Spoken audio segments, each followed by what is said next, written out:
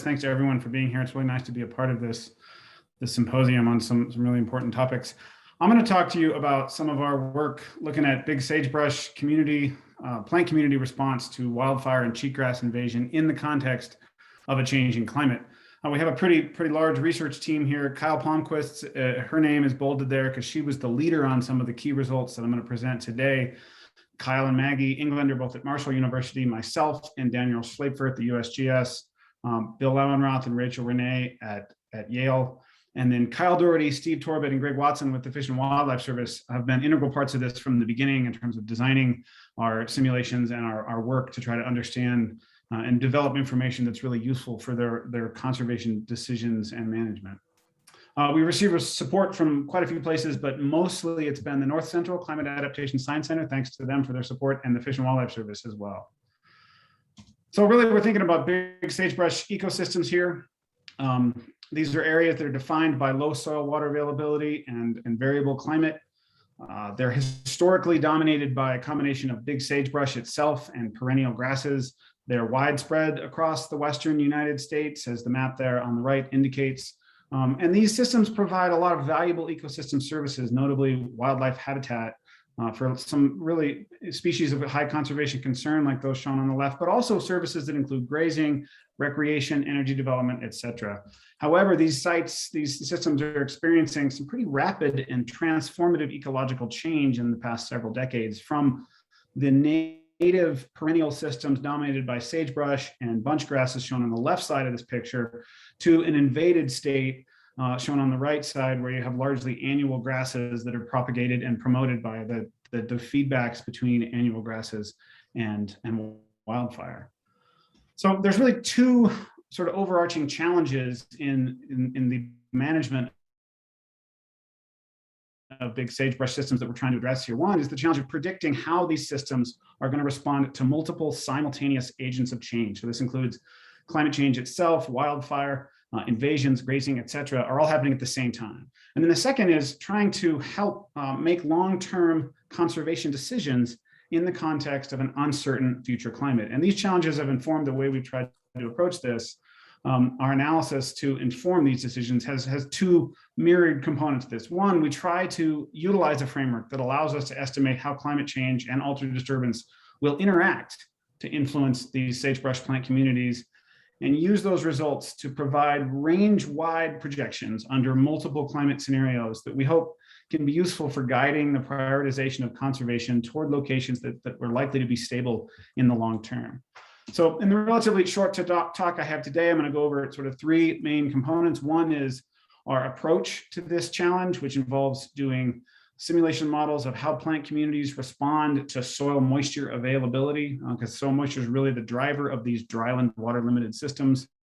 Go over some of the results, specifically results that are maps of changes in biomass for these different community components that include the influence of both climate change as well as wildfire and invasive plant dynamics. And then third, I'll end with some of the broader implications of these results and a quick glimpse into some of our next steps going forward.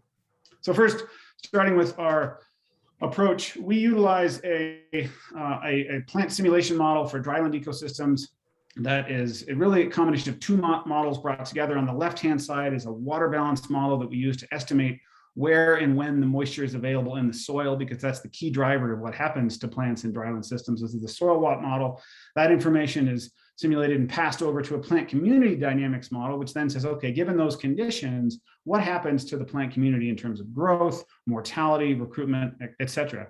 And on the left-hand side of this is the water balance model that I could spend quite a bit of time talking about this and all the work we do. It takes daily weather information, soil properties that include site-specific soils and depth and texture, information about the plants, their biomass, their phenology, their rooting depth, and it basically simulates where all the moisture goes every day. So it's daily water balance, and then of course, crucial for this information about plant available water throughout the year. This is the tool for thinking about drought effects and how drought effects alter ecological drought patterns and consequences for drylands, and climate change, of course. This is where climate change comes into this framework.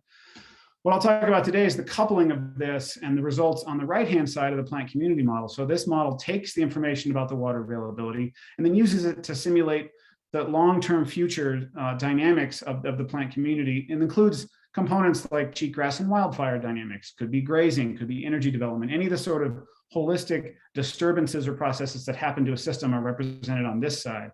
So what I'll be talking about today primarily is the biomass output from these different simulations. So we'll be looking at how cheatgrass and big sagebrush and perennial grasses, how they unfold in the future under different climate scenarios with and without cheatgrass and wildfire.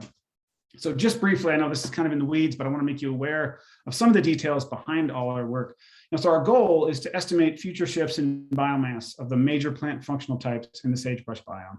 So we have some results for what happens if you just impose climate effects only, meaning without the cheatgrass wildfire dynamic. Those were recently published just this year. Today, what I'm going to show are some brand new results that add to that the interaction of climate with wildfire and invasive annual grasses.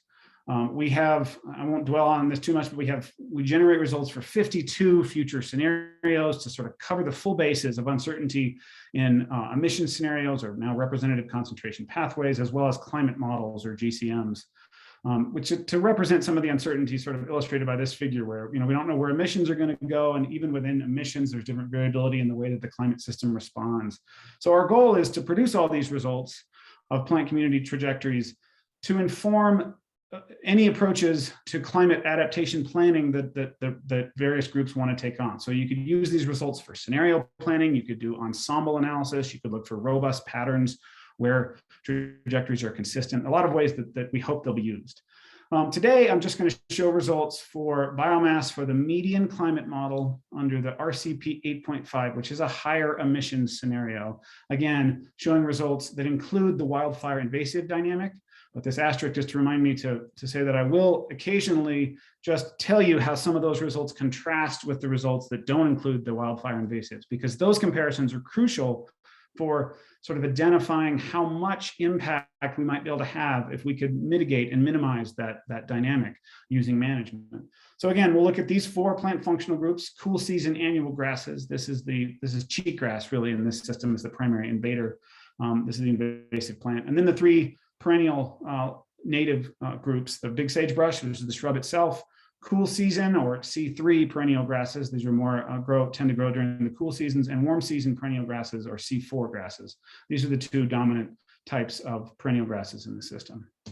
All right, let's jump right into results. This is showing you historical and future changes in cheatgrass biomass, the cool season annual. So all the maps I'm going to show you are structured the same way. On the left panel is historical modeled biomass from low values in light green to higher values in dark green. And then the other 2 panels are projected changes in biomass for the middle and end of the 21st century, with decreases in biomass in increasingly red colors and increases in increasingly blue colors. And the middle is 2030 to 2060, and the end is 2070 to 2100. So for cheatgrass itself, we see increases, so blue colors, in most of the range, and those increases become more sort of pervasive and geographically consistent toward the end of the century. And it's interesting to note that the increases are most pronounced actually on the eastern side of the range, which is an area where cheatgrass has not been historically abundant. And this is due to the shifting pattern of when in the year the moisture is available. So climate change means warmer, hotter, longer summers, more moisture available in the winter, and that causes more suitability for cheatgrass. It's worth noting that in the absence of the fire invasive feedbacks, these increases are much more modest and are actually slight declines in many places. So it really makes a big difference if we could control this dynamic. All right, shifting to projections for changes in big sagebrush biomass itself. These are the historical patterns, quite abundant throughout the range. In the future, in the middle of the century, we see sort of a mixed pattern, some places with increases, some with decreases, but by the end of the century, it's largely showing red signals of decreasing potential sagebrush biomass. And it's worth noting that in the absence of the fire and invasive, sagebrush biomass was really very stable throughout most of the range. And what that underscores is that the climatic change itself is not the primary driver of declining suitability for sagebrush. It's the interactions of wildfire and cheatgrass that are potentially driving down potential for sagebrush in the future. Okay, looking at the C3 or cool season perennial grasses, these are the type of grass that's most prevalent in the sagebrush biome historically. The patterns are shown here. In the future, it's basically a signal of decreasing potential to support these C3 perennial grasses. And this is largely because the rising temperatures that we expect in the future, they decrease the favorability for C3 grasses, that decrease the ability of C3 grasses to compete with the warm season grasses. And other components of the system. So these declines were also observed in simulations without the fire and invasive feedback. So this is a challenge that looks like it's going to be something we're going to have to struggle with in the future regardless.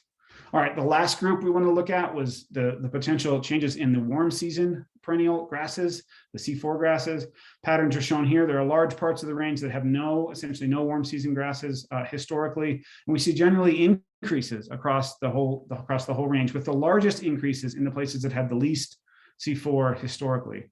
One thing to note about this is that the actual potential to realize these increases is going to be maybe really challenging if there's no available seed source. So this may be an area where management needs to play an active role in promoting and enabling this transition from cool season to warm season grasses.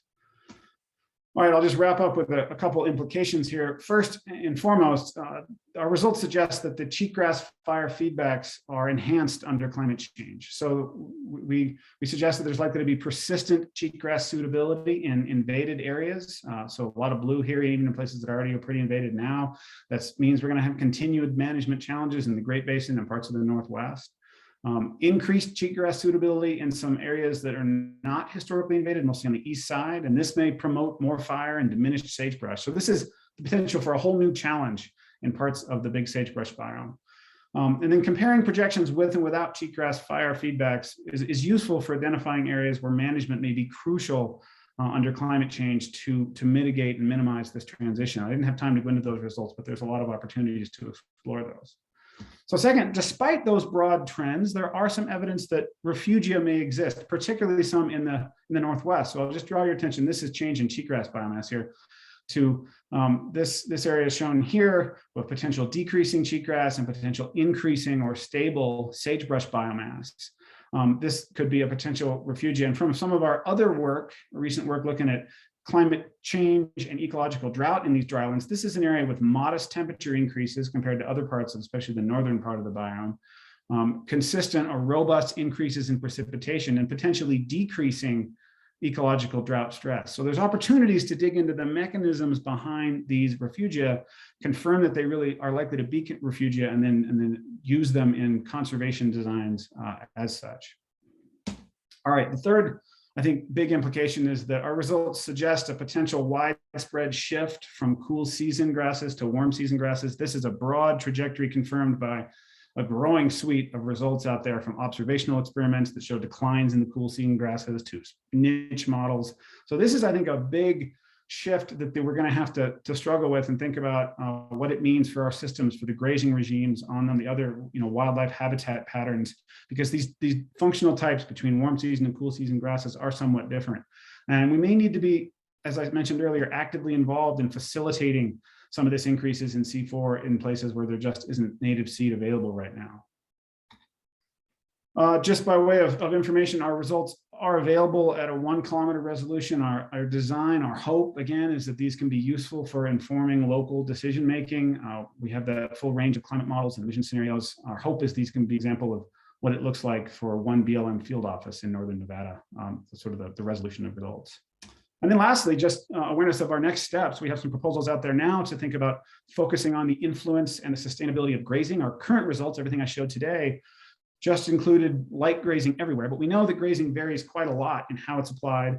And so we want to use this tool to identify some sustainable grazing regimes that'll be viable throughout the 21st century to sort of enable the sustainability of these ranching operations, but also identify potential areas where heavy grazing could be impactful in an adverse way.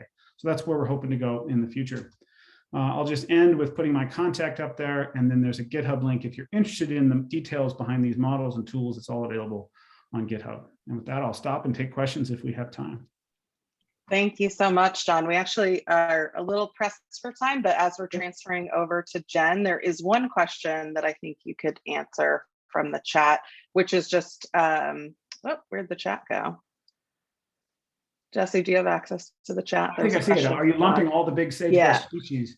Yeah, we are lumping the Artemisia tridentata subspecies. So the mountain basin and Wyoming are all being lumped together for this analysis. We have other work that looks at how they're different, but in this analysis, they're all lumped together. That's a good question. Okay, great. Thank you so much, Don.